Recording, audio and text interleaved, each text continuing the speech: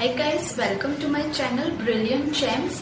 आज मैं आपको बताने वाली हूँ कि बड़े बड़े स्पेलिंग्स को मेमोराइज कैसे करते हैं।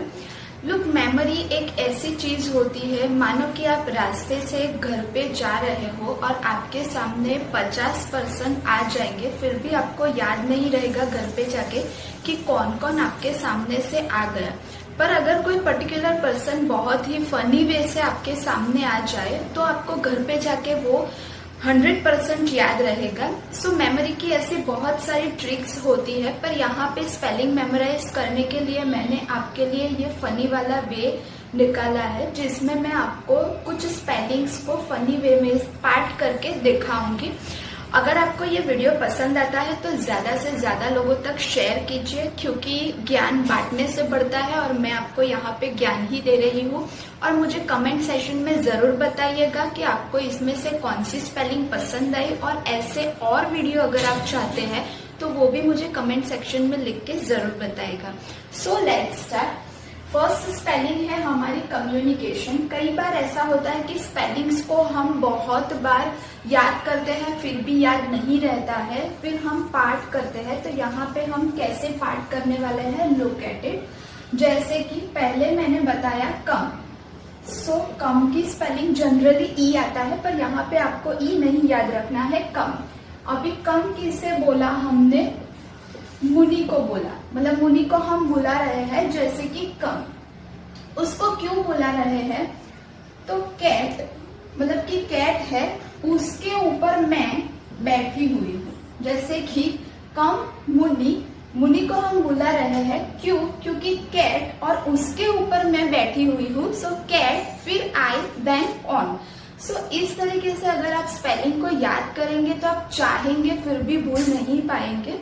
सो ऐसी ही है एक नेक्स्ट स्पेलिंग, अस्टोनिशिंग। यहाँ पे पहले मैं लगा देती हूँ सिर्फ अ, मतलब कि सिर्फ एन वाला जो अ लगाते हैं। देन स्टोन, स्टोन मतलब कि जो हमारा पत्थर होता है उसमें भी ई आता है, पर यहाँ पे हमें ई नहीं लगाना है, सिर्फ स्टोन। देन इज लगाया, एंड देन हिंग। वैसे हम जानते हैं कि स्टोन कभी भी हिंग नहीं हो सकता है। हिंग मतलब कि वो जो हम छौके में डालते हैं, पर यहाँ पे आपको फनी वे से स्पेलिंग याद करने के लिए ऐसे याद करना है, जैसे कि स्टोन इज हिंग।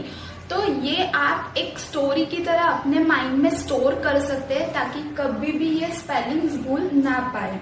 सो नेक्स्ट स्पेलिंग है एसेसिनेशन। बहुत ही दिखने में लंबी लगती है, पर विद इन 2 सेकेंड्स आप ये याद कर सकते हैं। कैसे, जैसे कि एस मतलब कि गधा, गधे के ऊपर दूसरा गधा, मतलब कि दूसरा एस है, उसके ऊपर मैं बैठी हूँ, मतलब कि आई, और उसके ऊपर है नेशन। नेशन मतलब हम इंडिया जो कंट्री बोलते हैं वो।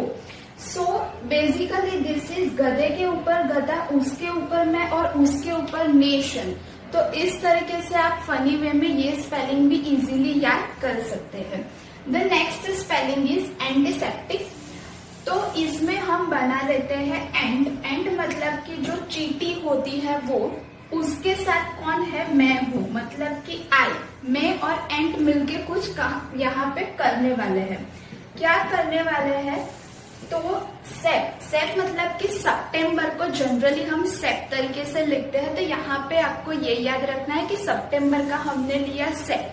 अभी मैंने और एंड ने मिलके सितंबर को क्या किया, टिक टिक किया। जैसे हम टिक टिक करते हैं, जैसे कि मान लो सितंबर में मेरी बर्थडे आने वाली हो, तो मैंने सितंबर को टिक टिक किया, जल्दी आओ भाई जल्दी आओ, उस तरीके से। तो एंड आई, देन सितंबर का sep, and then tick tick. Okay, and the last spelling is motion. छोटी सी स्पेलिंग है, पर कई बार ऐसा होता है कि शन वाला प्रोनाउंस आता है, तो पीछे बच्चों को याद रखने में प्रॉब्लम हो जाती है।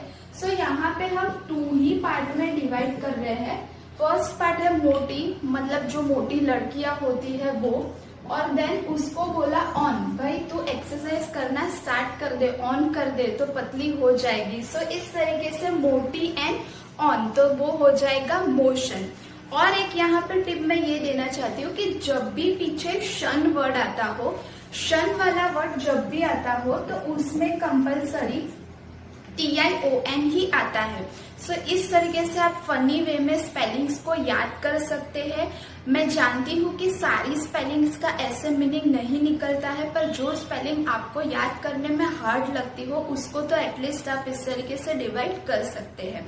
So like, share and subscribe my channel. Thanks for watching.